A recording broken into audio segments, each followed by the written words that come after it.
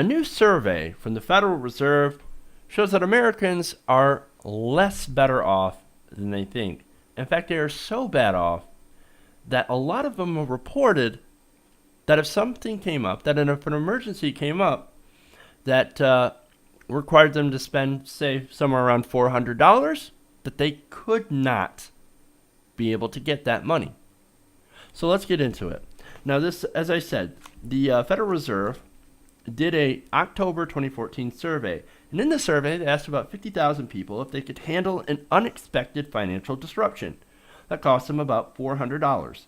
Just over half said they could, quote, fairly easily handle an expense by using money in their bank accounts or leaning on a credit card.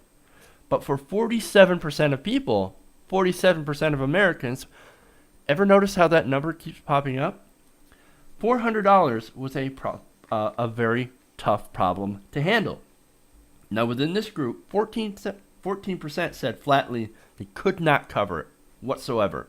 $400, busted. We're broke. We cannot do it. Can't handle it. Another 10% said, well, we'd have to sell something.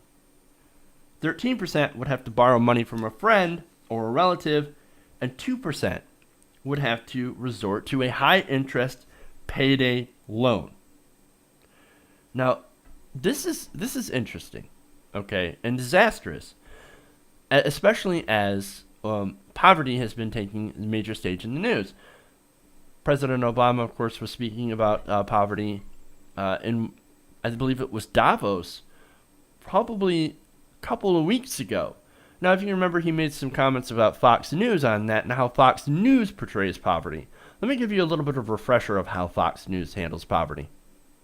99% of them have a refrigerator, 81% have a microwave, 78% have air conditioning, 63% have cable TV, 54% have cell phones, 48% have a coffee maker. I'm not surprised, they're only about $10. 38% have a computer, 32% have more than 2 TVs, 25% have a dishwasher.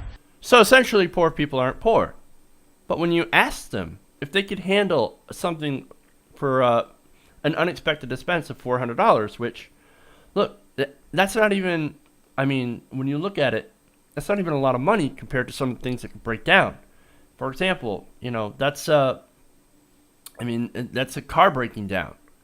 A lot of car repair costs more than that. Say your refrigerator breaks. Refrigerators, also very expensive.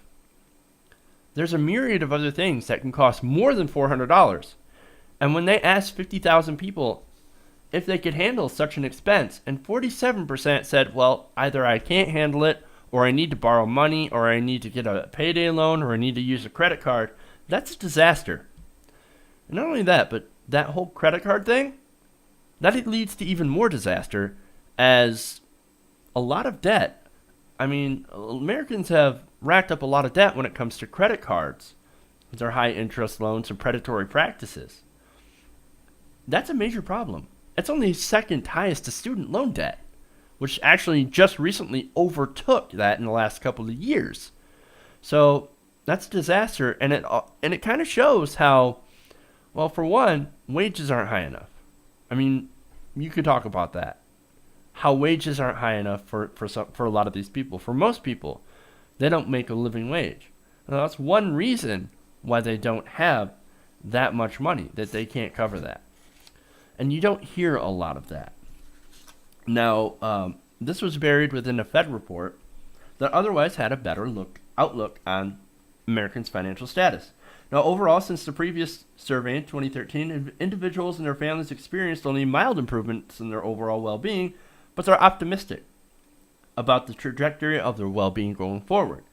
A lot of people need help. And this goes to the American mentality of, when you need help, you tough it out instead of being able to ask for help, because asking for help is considered shameful, because we've listened to people like Stuart Varney and Bill O'Reilly call people leeches, lazy, talk about how they have air conditionings and TVs and whatnot, and a microwave. So you're not really poor, so you shouldn't be able to ask for a little bit of help, especially when it comes to paying stuff like this. I mean, that right there, It's sad, and it's a disaster because there are people out there struggling, and this really puts it into perspective when almost half of Americans say that they would have a hard time being able to afford something that unexpectedly happens.